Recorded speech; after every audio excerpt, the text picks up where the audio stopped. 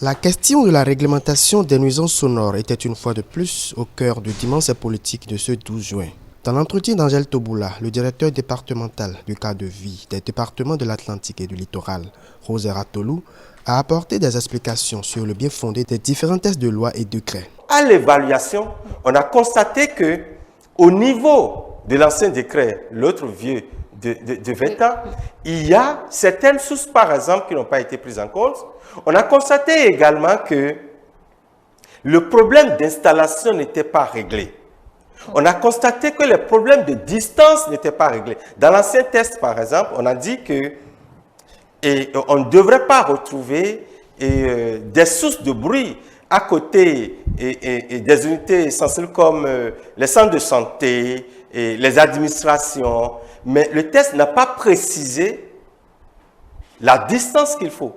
Aujourd'hui, ce problème-là est réglé. Déjà à l'article 7 de ce nouveau décret qui dit que la source de bruit est située dans un rayon minimal de 200 mètres des établissements sensibles. Rosera Tolou n'a pas non plus manqué d'apporter des clarifications sur quelques nouveautés qui figurent dans ce nouveau décret. Aujourd'hui, l'État a dit, même à l'intérieur, parce que nous on se disait, même si à l'intérieur les gens sont à 100, 200 décibels, on s'en fout. C'est pas un problème. Mais l'État dit aujourd'hui, je dis non, je veux préserver également la santé de mes compatriotes.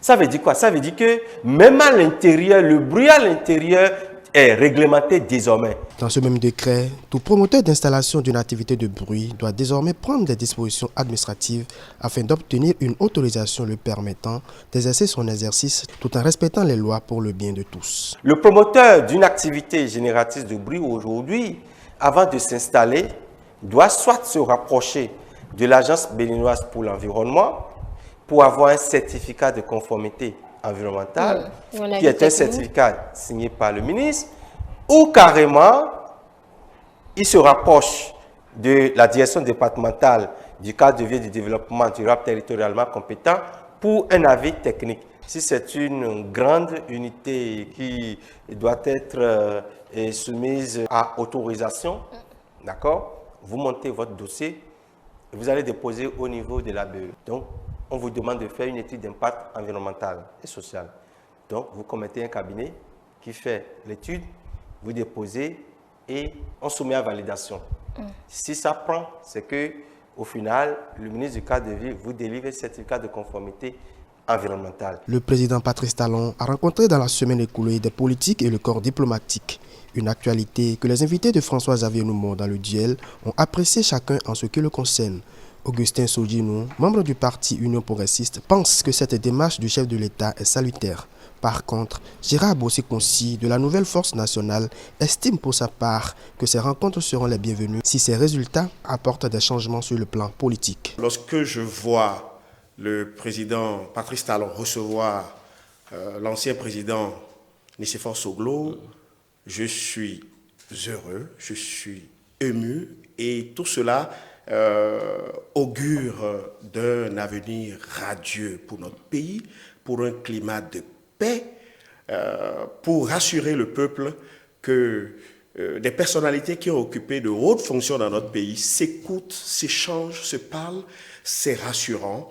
Si ces rencontres peuvent nous apporter des changements qualitatifs, peuvent nous apporter, peuvent nous amener à ce que nous souhaitons, c'est-à-dire la décrispation de la tension politique, c'est heureux. Mais si ce n'est pas ça et que c'est toujours pour organiser ces balais politiques et à l'arrivée, nous regrettons ce que nous voyons. Je pense que ce n'est pas bien. Le consultant politique Agapite Napoléon Maforican, sur le décryptage, analysant ces différentes rencontres, fait savoir quant à lui qu'il ne faudrait pas toucher aux tests qui régissent les élections dans notre pays. Mon humble souhait serait qu'on ne retouche à rien, au nom de rien. Pour moi, j'estime que nos tests ont fait leur preuve lors des législatives de 2019, lors des communales de 2020, lors de la présidentielle de 2021. Et j'aurais tellement souhaité et aimé qu'on ne retourne pas au point, au temps passé. On a fait du chemin. Les réformes ont été, c'est des réformes difficiles sans doute, mais ils ont été implémentées. La polémique autour du rapport de la Cour des comptes sur le fonds Covid-19 a retenu l'attention des invités sur les différents plateaux. Sur le duel et l'hebdo des éditos, Augustin Soudjinou, Louis Assogba et Jérôme Ngbo sont allés dans la même dynamique et invitent les citoyens à se tranquilliser, le temps d'avoir de plus amples explications. Du moment où il y a une information et que c'est une institution crédible qui a fait sortir l'information, on a dit sur les réseaux sociaux, d'accord, mais il y a un auteur qui est derrière cette information-là, c'est la Cour des comptes. Cela voudra dire que quelque part, il y a un travail qui a été fait.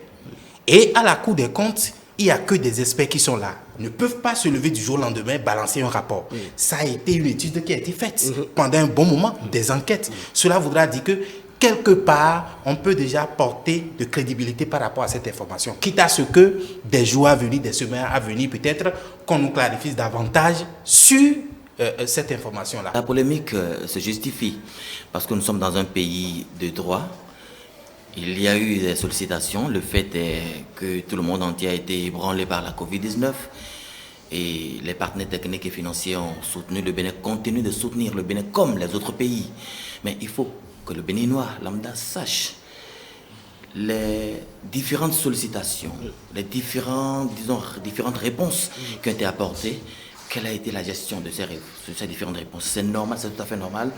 Il ne serait pas bon d'aller déjà trop vite en besoin pour commencer par critiquer ou jeter de l'opprobre sur X ou Y. La Cour des comptes n'a pas communiqué officiellement. La polémique est partie sur les réseaux sociaux. Donc, a priori, en bon républicain, nous n'avons pas à défendre la droite ou la gauche. Mais nous avons besoin d'être sereins et de ne pas enflammer la polémique. Agapit Napoléon Maforican, revenant sur cette actualité dans le décryptage, a donné son avis tout en invitant les services compétents à prendre la mesure de la situation et à expliquer aux citoyens béninois les raisons de cette fuite. Le Béninois a besoin de savoir. Je pense que le président Talon aussi a besoin de savoir. L'État a besoin de savoir. Et c'est pour ça que je pense que le ministère des Finances a joué le jeu. Puisque il s'est dérogé, il a dérogé aux injonctions de la Cour des comptes. Parce qu'il y a eu des correspondances. Mais est-ce que la procédure est terminée? Si oui, qu'on nous le dise. Est-ce que, comme je l'ai entendu aujourd'hui, c'est le rapport définitif qui est, parce qu'effectivement, là, on dit que bon voilà, le rapport provisoire a été transmis tel jour, telle réponse, on se demande, est-ce que c'est le rapport définitif? Alors, si c'est le rapport définitif, les magistrats de la Cour des comptes ignorent-ils cette procédure-là, en ce moment-là? Alors, s'ils l'ignoraient, pourquoi ceux des ministères des Finances et de l'Économie ne nous exposent pas aux populations la situation réelle? Je pense qu'on a besoin d'informations. Les explications des parties prenantes feraient certainement taire la polémique. Et le gouvernement ferait aussi mieux de prendre une ferme résolution pour éviter les fois à venir ces genres de polémiques.